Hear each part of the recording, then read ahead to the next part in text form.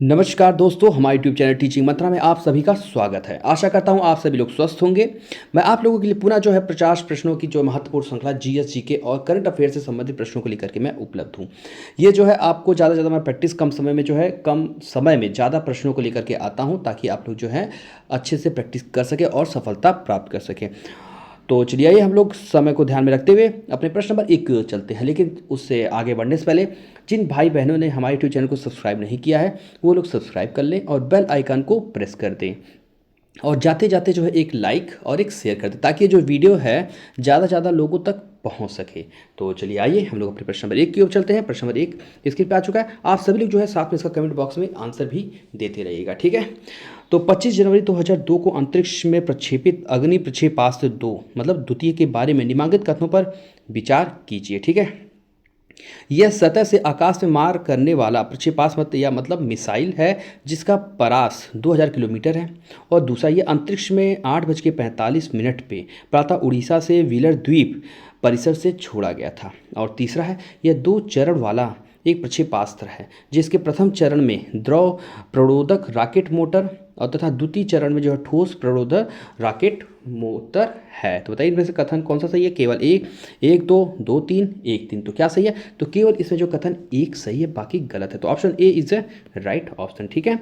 और बाकी ये दोनों जो हैं गलत हैं, ठीक है। तो आइए चलते हैं नेक्स्ट प्रश्न की। नेक्स्ट स्क्रीन पे आ चुका है प्रश्न नंबर 2।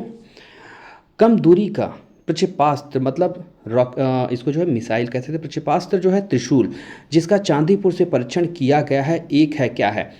अध्वनि प्रक्षेपास्त्र है, पराध्वनि प्रक्षेपास्त्र है, अतिध्वनि प्रक्षेपास्त्र है, इनमें से कोई नहीं। तो क्या है? तो पराध्वनिक जो प्रक्षेपास्त्र, option B is right option, ठीक है। तो इससे पूछा है त्रिशूल, ठीक है। प्रक्षेपास्त्र त्रिशूल जो है इसका परीक्षण कहाँ से किया गया था? तो चांदीपुर से, ठीक है। और वो कौन सा किस प्रकार का है? वो है तो पराध्वनिक प्रक्षेपास्त्र, ठीक है। आइए चलते हैं नेक्स्ट प्रश्न की ओर। स्वदेशी तकनीक से तैयार किए गए प्रथम T-20 जो युद्धक टैंक को नाम दिया गया, बताइए क्या नाम दिया गया है? अर्जुन, भीम, भीष्म, तरंग। तो उनको क्या नाम दिया गया है? तो उनको भीष्म दिया गया, ठीक है। Option C is a right option, ठीक है। प्रथम T-90 युद्ध टैंक को क्या नाम दिया गया है? वो भीष्म। ये एक तरह से स्वदेशी मतलब अपना स्वयं का निर्माण किया गया है, ठीक है। या चलिए नेक्स्ट प्रश्न की ओर। नेक्स्ट प्रश्न पे आ चुका है प्रश्न नंबर 4। अग्नि प्रथम प्रक्षेपास्त्र जिसका जुलाई 2004 में परीक्षण किया गया, उसकी मारक क्षमता बताइए क्या है? 700 किलोमीटर से अधिक परंतु 2000 किलोमीटर से कम है। या ऑप्शन बी 300 किलोमीटर, या ऑप्शन सी 400 किलोमीटर, या ऑप्शन डी 2500 किलोमीटर। तो कितना है वो? तो 700 किलोमीटर से अधिक परंतु 2000 किलोमीटर से कम है। तो क्या है? तो right answer option number A is right option, ठीक है। किसका पूछ रहा है? तो किसका? अग्नि प्रथम प्रक्षेपास्त्र का, ठीक है। इसकी जो है परीक्षण कब किया गया था? तो सन 2000 जुलाई 2000 में किया गया था, ठीक है। तो चलते आगे चलते हैं प्रश्न number 5। Defence research development organisation मतलब DRDO द्वारा बनाया गया मानव रहित एयरक्राफ्ट का नाम बताइए क्या है? INS विराट है, शाल्की, लक्ष्य या सुखई। तो क्या है वो? तो उसका नाम है लक्ष्य, जो DRDO के द्वारा बनाया गया है, जो मानव रहित मतलब उसमें मानव नहीं है, ठीक है। वो एक ऐसा एयरक्राफ्ट है जिसको जो है ऑपरेट किया जाएगा कंप्यूटर के माध्यम से, ठीक है, या रोबोट के माध्यम से, उसमें मानव नहीं रहेगा, ठीक है। तो क्या उसका नाम है? तो Lakshya, option C is right option. चलते नेक्स्ट प्रश्न की ओर। प्रश्न नंबर 6। DRDO के द्वारा कौन सा मिसाइल कार्यक्रम बंद कर दिया गया है बताइए? नाग, त्रिशूल, अग्नि या इनमें से कोई नहीं। तो किसको बंद कर दिया गया है? तो त्रिशूल को, option B is the right option, ठीक है। किसके द्वारा? DRDO के द्वारा। आइए चलते आगे नेक्स्ट प्रश्न की ओर। प्रश्न नंबर 7। भारतीय सुरक्षा के संदर्भ में निम्नलिखित में से कौन सा कथन सही नहीं है, ठीक है। इसमें से सही नहीं पूछा है, ठीक है। आप पहले इसको इंडिकेट कर लीजिएगा। नहीं, पृथ्वी 2 से लैस होने पर IFA विश्व की एकमात्र वायुसेना है जिसकी कमान में जमीन से जमीन पर मार करने वाले प्राक्षेपिक प्रक्षेपास्त्र मतलब मिसाइल हैं। या option B Sukhoi 30 MKI jet लड़ाकू हवा से हवा तथा हवा से जमीन पर मार करने वाले सूक्ष्म प्रक्षेपास्त्र मिसाइल का प्रक्षेपण कर सकते हैं। या ऑप्शन सी त्रिशूल जमीन से हवा में मार करने वाला पराध्वनिक प्रक्षेपास्त्र मतलब मिसाइल है तथा उसका परास 30 किलोमीटर है। तो या ऑप्शन डी, स्वदेश में निर्मित INS प्रबल जमीन से जमीन पर मार करने वाला प्रक्षेपास्त्र मिसाइल है जिसका परीक्षण कर सकते हैं। तो बताइए क्या इसमें गलत पूछा है? तो इसमें जो है त्रिशूल जमीन से हवा में मार करने वाला पराध्वनिक प्रक्षेपास्त्र मिसाइल है तथा इसका जो है परास 30 किलोमीटर है। ये आपका जो है गलत नहीं, इसका जो परास है कहाँ से 700 से लेकर 2000 किलोमीटर तक का है, ठीक है, 30 किलोमीटर तक का नहीं। बाकी ये सब जो है ऑप्शन राइट है, ठीक है। तो आइए चलते नेक्स्ट प्रश्न की ओर। आप सभी स्क्रीनशॉट ले चुके होंगे। तो प्रश्न नंबर 8, ब्राह्मास मतलब ब्रह्मोस सुपरसोनिक क्रूज मिसाइल का निर्माण हुआ था। बताइए भारत और USA के द्वारा, भारत और रूस के द्वारा, भारत और जर्मनी के द्वारा और भारत और UK के द्वारा। तो किसके द्वारा मिलके? तो भारत और रूस के सहयोग से, ठीक है। Option B is a right option. कौन सा? ब्रह्मोस सुपरसोनिक क्रूज मिसाइल का निर्माण, ठीक है। आप सभी से अगर प्रश्न पूछे तो आप लोग नोट कर लीजिएगा। चलते आगे चलते हैं। प्रश्न नंबर 9, देशज तकनीक से विकसित तेजस है क्या है? एक पनडुब्बी है, एक मध्य दूरी मारक प्रक्षेपास्त्र है, एक हल्का लड़ाकू विमान है, एक विमान वाहक पोत है। तो क्या है ये? एक प्रकार का एक हल्का लड़ाकू विमान है, ठीक। Option C is right option, ठीक है। क्या है ये? कौन सा देश तकनीक से विकसित तेजस? तेजस क्या है? एक हल्का लड़ाकू विमान है। तो आइए चलते आगे। प्रश्न नंबर 10, इंद्र है क्या है? ये एक मिसाइल है अर्थात मतलब प्रक्षेपास्त्र है या चालक रहित विमान है, रडार है या टैंक? तो इंद्र क्या है? एक प्रकार का रडार है, ठीक। Option C is right option, ठीक है। आइए चलते नेक्स्ट प्रश्न। नेक्स्ट स्क्रीन पे आ चुका है प्रश्न 11, बीटों के समूह को क्या कहते हैं? निबल कहते हैं, बाइट कहते हैं, बर्ड कहते हैं, किलोबाइट कहते हैं। तो उसको जो बीटों का समूह था उसको बाइट कहा जाता है, ठीक है। Option B is right option आ जाता है। नेक्स्ट प्रश्न नेक्स्ट स्क्रीन पे आ चुका है। निम्नलिखित में से कौन सी सूचना प्रौद्योगिकी परिभाषिक नहीं है? ठीक है, इसे नहीं पूछा है, ठीक है। तो आप इसको इंडिकेट कर लीजिएगा। लॉगिन, मोडेम, पासवर्ड और पिनाका। तो क्या नहीं है? तो पिनाका जो है ये नहीं है। बाकी लॉगिन है, मोडेम है, पासवर्ड जो है सूचना प्रौद्योगिकी परिभाषिक है और बस पिनाका जो है ये नहीं है। अच्छा तो नेक्स्ट प्रश्न की ओर। निम्न में से कौन सा सॉफ्टवेयर शब्द संसाधन में प्रयोग किया जाता है? बताइए page maker, word star, MS word या उपरोक्त सभी। तो क्या किया जाता है? तो उपरोक्त सभी का प्रयोग जो है सॉफ्टवेयर शब्द संसाधन में इसके रूप में प्रयोग किया जाता है, ठीक है। अच्छा तो नेक्स्ट प्रश्न की ओर। नेक्स्ट स्क्रीन पे आ चुका है। डेस्कटॉप छपाई के लिए आमतौर पर किस प्रिंटर का प्रयोग करते हैं? बताइए daisy, wheel printer, dot matrix printer, laser printer. तो किसका किया जाता है? जो डेस्कटॉप जो होता है PC, तो उसमें जो है लेजर प्रिंटर का प्रयोग किया जाता है, ठीक है। तो option C is right option. अच्छा तो नेक्स्ट प्रश्न नेक्स्ट स्क्रीन पे आ चुका है।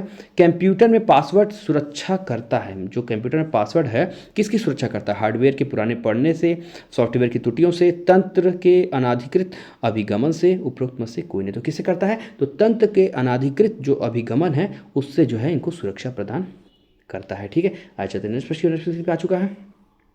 कंप्यूटर हार्डवेयर जो आंकड़ों की बहुत अधिक मात्रा का भंडारण कर सकता है क्या कहलाता है? चुंबकीय टेप कहलाता है, डिस्क कहलाता है, A और B दोनों, उपरोक्त में से कोई नहीं। तो क्या कहलाता है? तो चुंबकीय टेप भी कहलाता है और डिस्क भी कहलाता है, ठीक है। Option C is right option, मतलब दोनों।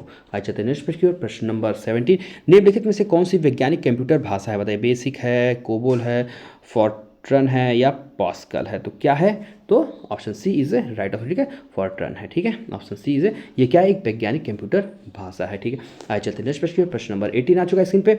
निम्नलिखित में से कौन कंप्यूटर की भाषा नहीं है? ठीक है, इसमें नहीं पूछा है, ठीक है। जावा, C++, रोम, पास्कल। तो क्या नहीं है? आप सभी लोग को पता चल गया होगा। तो रोम जो है ये नहीं है। ये क्या है? रोम का फुल फॉर्म होता है ROM, ठीक है। इसको ऐसे इंग्लिश में लिखा जाता है। तो रोम का रीड ओनली मेमोरी, और इसी का एक पार्ट है RAM, ठीक है। रैम का क्या है? Read access random access memory, ठीक है। क्या? रैंडम एक्सेस मेमोरी, इसका है रीड ओनली मेमोरी, ठीक है। आप सभी नोट कर चुके हैं। चलिए आगे चलते हैं। इसे पूछा था नहीं, तो नहीं क्या है? तो रोम, ठीक है। तो चलते हैं नेक्स्ट प्रश्न की ओर। भाषा जिसे कंप्यूटर समझता है वह निष्पादित करता है कहलाती क्या? अमेरिकन भाषा, मशीनी भाषा, गुप्त प्रच्छल भाषा या उपरोक्त में से कोई नहीं। तो क्या कहलाती है? वो एक मशीनी भाषा कहलाती है, ठीक है। Option B is right option. आ जाते हैं नेक्स्ट प्रश्न नंबर 20, निम्न में से कौन सा एक कंप्यूटर पद नहीं है? ठीक है, इसमें नहीं पूछा है, फिर से आप इसको पुनः इंडिकेट कीजिएगा। Analogue, binary code, chip, mode. तो क्या नहीं है? चिप जो है वो कंप्यूटर पद नहीं है, ठीक है। बाकी एनालॉग है, बाइनरी कोड है और मोड है, ठीक है। अच्छा तो नेक्स्ट प्रश्न स्क्रीन पे आ चुका है। निम्नलिखित में से किसे या किसको संविधान द्वारा मौलिक अधिकारों को लागू करने की शक्ति दी गई? बताइए। भारत के सभी न्यायालयों को, संसद को, राष्ट्रपति को, सर्वोच्च उच्च न्यायालय को। तो किसे दी गई है? तो सर्वोच्च और उच्च न्यायालय दोनों को। ठीक, option D is right option. किसको? मौलिक अधिकारों को लागू करने की शक्ति। ठीक है, अच्छा तो नेक्स्ट प्रश्न पे आ चुका है, प्रश्न नंबर 22। निम्नलिखित वक्तव्यों पर ध्यान दीजिए। ठीक है, किसी को राष्ट्रगीत गाने के लिए बाध्य नहीं किया जा सकता, क्योंकि इससे जो है आपका वाक स्वतंत्रता और अभिव्यक्ति स्वतंत्रता के अधिकार का उल्लंघन होगा। बिल्कुल राइट है। इससे जो है अंतःकरण की और धन के अबाध रूप से आचरण और प्रचार करने की स्वतंत्रता के अधिकार का उल्लंघन होगा। ये भी सही है। राष्ट्रगीत गाने के लिए किसी को बाध्य करने वाला कोई विधिक उपबंध नहीं है। तो तीनों से। तो बताइए इसमें आंसर कौन सा है कूट में? तो option C is a right option. ठीक है, 1 2 3 तीनों राइट हैं। तो आइए चलते हैं नेक्स्ट प्रश्न की ओर। नेक्स्ट प्रश्न स्क्रीन पे आ चुका है। भारतीय संविधान का कौन सा अनुच्छेद अल्पसंख्यकों को अपनी मनपसंद शिक्षण संस्थाओं को स्थापित एवं संचालित करने के अधिकार को संरक्षण प्रदान करता है? बताइए। अनुच्छेद 19, 26, 29, 30। तो कौन करता है? तो अनुच्छेद 30 करता है। ठीक है, option D is a right option. ठीक है, तो आइए चलते हैं नेक्स्ट प्रश्न की ओर। नेक्स्ट प्रश्न पे आ चुका है। निम्नलिखित में से कौन सा एक मौलिक अधिकार नहीं है? ठीक है, इसमें मौलिक अधिकार नहीं पूछा है। ठीक है, आप इसको इंडिकेट लीजिए। समानता का अधिकार, संपत्ति का अधिकार, स्वतंत्रता का अधिकार और धर्म का अधिकार। तो क्या नहीं है? तो संपत्ति का अधिकार जो है ये एक मौलिक अधिकार नहीं, इसको कानूनी अधिकार बना दिया गया है। संपत्ति का अधिकार जो है ये अनुच्छेद आपके 14 में है। स्वतंत्रता का अधिकार जो है अनुच्छेद 19 में है। और ये जो है आपका किस संविधान संशोधन के द्वारा जो है?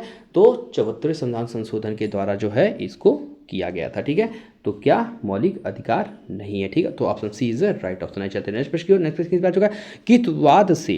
किस वाद ने संसद को मौलिक अधिकारों में संशोधन का अधिकार दिया? बताइए। केशवानंद भारतीवाद, गोकलनाथवाद, राजनारायण बनाम इंदिरा गांधीवाद और सज्जन सिंह वाद। तो किस में? तो केशवानंद भारतीवाद। ठीक है, option A is a right option.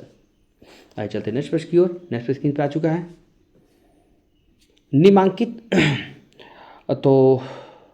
निम्नांकित अधिकारों में से कौन से अधिकार भारत में सभी व्यक्तियों को उपलब्ध नहीं हैं? विधि के समानता, भेदभाव के विरुद्ध अधिकार, देश भर में स्वतंत्र भ्रमण की स्वतंत्रता, चुनाव लड़ने का अधिकार। तो किसमें?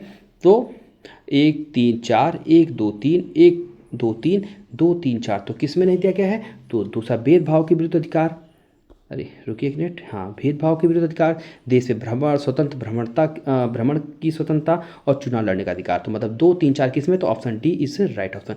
ठीक है, तो आइए चलते हैं नेक्स्ट प्रश्न। अच्छा रुकिए, मैंने पिछले प्रश्न में जो है आपको एक चीज़ गलत बता दिया था। ठीक है, जो संपत्ति का अधिकार जो है ये संविधान के, इसका राइट आंसर था, नहीं पूछा था, तो संपत्ति का अधिकार है। तो इसको जो संविधान के 44वें संविधान संशोधन के द्वारा जो है इसको एक कानूनी अधिकार बना दिया गया था। ठीक है, तो मैंने आपको उसका सन बता दिया था, तो माफ़ी चाहूँगा, हमसे मिस्टेक हो गई थी, क्योंकि जब मैं पढ़ा तो उस फ्लो में जो है निकल गया था। तो क्या है? 44वें संविधान संशोधन के द्वारा। ठीक है, तो आइए चलते हैं नेक्स्ट प्रश्न की ओर। तो 1974। ठीक है, तो चलते हैं नेक्स्ट प्रश्न की ओर। तो आप सभी नोट कर लीजिएगा। ठीक है, मैंने इसको पुनः सही कर दिया है। तो किस प्रश्न थे? तो इसका आंसर मैं बता चुका, तो इसका जो है डी ऑप्शन सही है। ठीक है, तो आइए चलते हैं नेक्स्ट प्रश्न पे आ चुका है। 6 वर्ष की आयु से 14 वर्ष की आयु के सभी बच्चों मतलब शिशुओं को शिक्षा का अधिकार राज्य के नीति निर्देशक सिद्धांतों में सम्मिलित है। ऑप्शन बी मूल अधिकार है, सांविधिक अधिकार है, उपरोक्त में से कोई नहीं। तो क्या है ये जो 6 से 14 वर्ष की आयु के लिए बच्चों के लिए जो निःशुल्क शिक्षा है वो क्या है? एक प्रकार का मूल अधिकार है। ठीक है, ये किस अनुच्छेद में है? तो 21 क में। ठीक है, 21 के क में।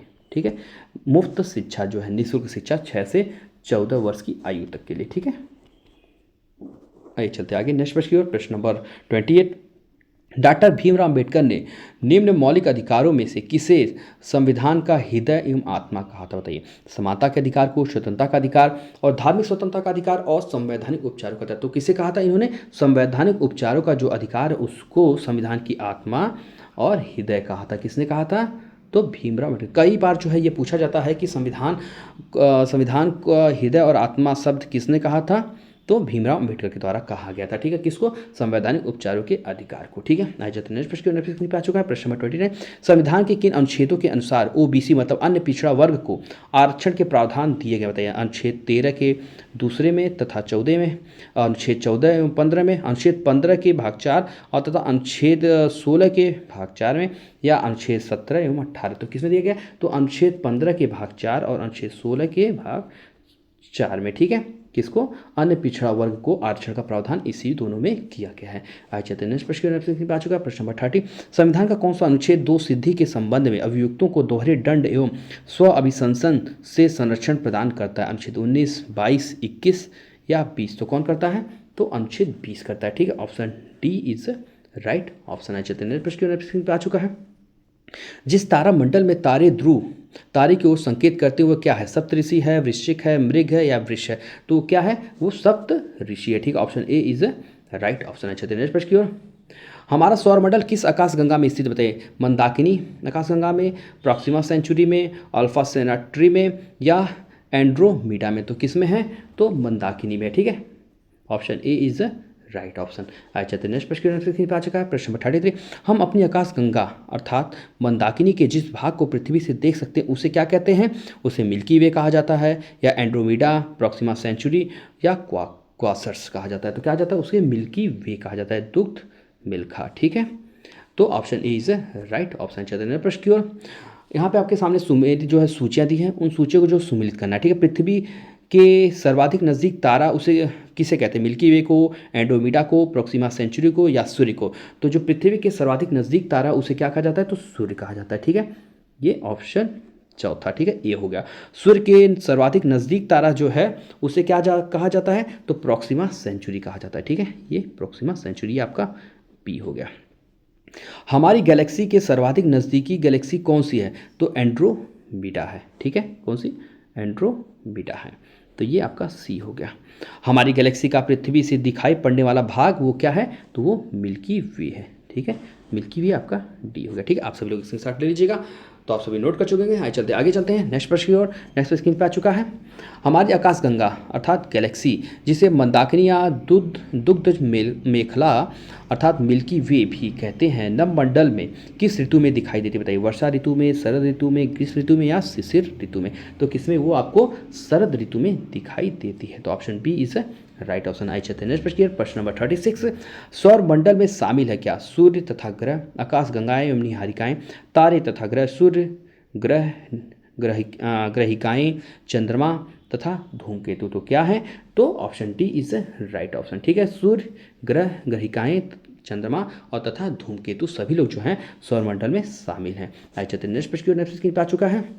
क्वासर्स है, बताइए क्या है? अर्ध तारीय प्रकाश जो रेडियो तरंगों को के शक्तिशाली स्रोत हैं या तारों का सबसे चमकीला क्षेत्र है, मंगल तथा पृथ्वी बृहस्पति ग्रहों के बीच स्थित क्षुद्र ग्रह है, वायुमंडल से धरातल पर गिरने वाले उल्का हैं? तो क्या ये जो है एक जो है तारीय प्रकाश जो रेडियो तरंगों के शक्तिशाली स्रोत होते हैं। ठीक है, क्वासर्स क्या है?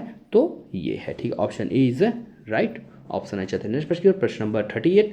गैलेक्सी है, बताइए तारों का समूह है, रेखाओं का समूह है, ग्रहों का समूह है, उल्का पिंडों का समूह है? तो गैलेक्सी जो है वो एक तारों का समूह होता है। ठीक है, option A is right option है। चलते हैं नेक्स्ट प्रश्न आ चुका है। आपके सामने जो है सुमेलित इसको करना है, कूट दिए हैं, तो बताइएगा।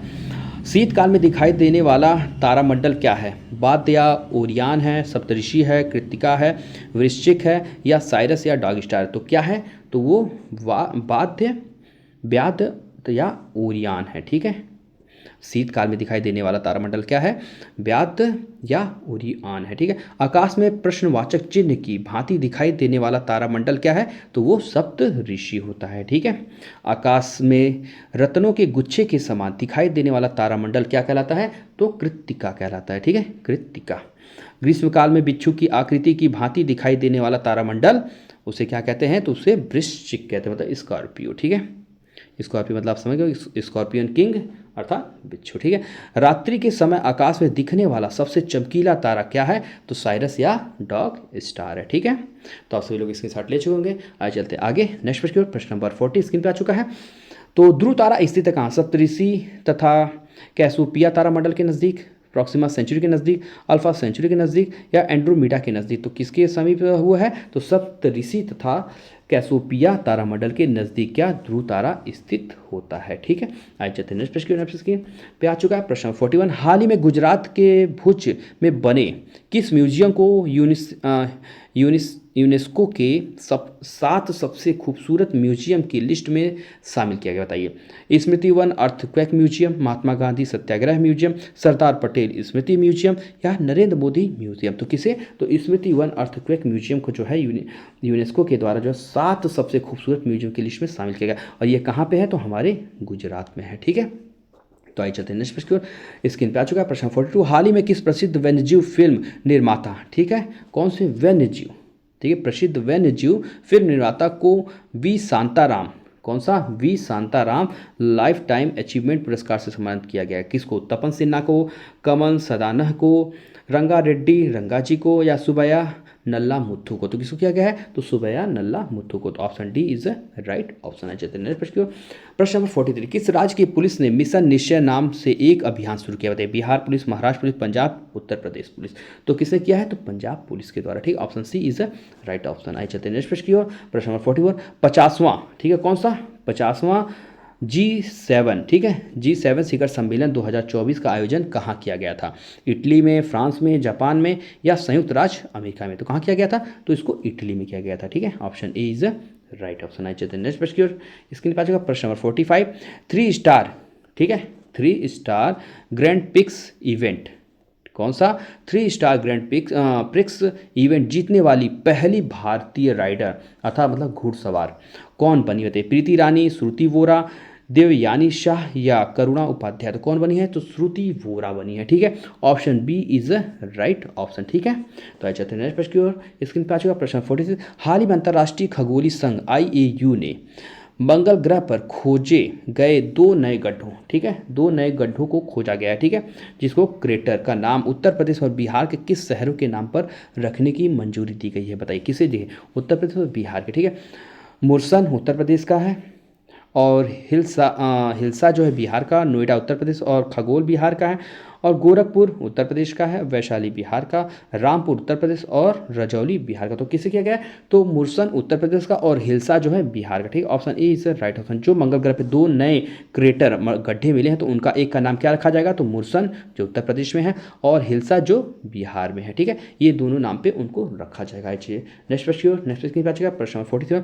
केंद्रीय गृह मंत्री अमित शाह ने किस नाम से राष्ट्रीय अपराध रिकॉर्ड ब्यूरो NCRB की वेबसाइट और मोबाइल ऐप लॉन्च किया, बताइए। संकलन, संकल्प, शिनाख्त या प्रोफाइल। तो क्या है उसका, तो option A is right option. ठीक है, संकलन। ठीक है, तो ये सही है। आई चलते हैं प्रश्न नंबर 40 स्क्रीन पर आ चुका है। हाल ही में किस राज्य सरकार ने PM श्री पर्यटन हवाई सेवा का शुभारंभ किया था, बिहार, उड़ीसा, मध्य प्रदेश या महाराष्ट्र। तो किसने किया है, तो ये मध्य प्रदेश के द्वारा। ठीक है, मध्य प्रदेश सरकार के द्वारा जो है कौन सा, PM श्री पर्यटन हवाई सेवा शुरू की गई है। ठीक है, आई चलते हैं प्रश्न की ओर। प्रश्न नंबर 49। हाल ही में किसने उड़ीसा के मुख्यमंत्री के रूप में शपथ लिया है, बताइए। नवीन पटनायक, सुरेश मोहंती या धर्मेंद्र प्रधान, मोहन चरण मांझी। तो किसने लिया है, तो मोहन चरण मांझी के द्वारा। ठीक है, option D is right option. कौन, उड़ीसा के नए मुख्यमंत्री के पद पे शपथ ग्रहण किए हैं। आज जाते हैं नेक्स्ट प्रश्न की ओर। प्रश्न नंबर 50। हाल ही में आंध्र प्रदेश के नवनियुक्त मुख्यमंत्री चंद्रबाबू नायडू ने किस शहर को राज्य की एकमात्र राजधानी घोषित की है, बताइए, आंध्र प्रदेश की। ठीक है, नई राजधानी क्या है, तिरुपति, अमरावती, विजयवाड़ा या विशाखापट्टनम। तो क्या है, तो अमरावती है। ठीक है, तो आज हमारे 50 प्रश्नों की श्रृंखला जो है यहीं पे समाप्त होती है। आशा करता हूँ आप सभी को जो है काफ़ी पसंद आया होगा। तो आप सभी हमारे भाई बहन लोग जो है हमारे यूट्यूब चैनल को सब्सक्राइब कर लीजिएगा और बेल आइकन को प्रेस कर दीजिएगा और एक लाइक और शेयर कर दीजिएगा, ताकि जो है ये वीडियो ज़्यादा से ज़्यादा लोगों तक पहुँच सके। और तो चलिए पुनः आपसे जो है मुलाकात होगी नेक्स्ट वीडियो में। तो आप सभी का बहुत बहुत धन्यवाद।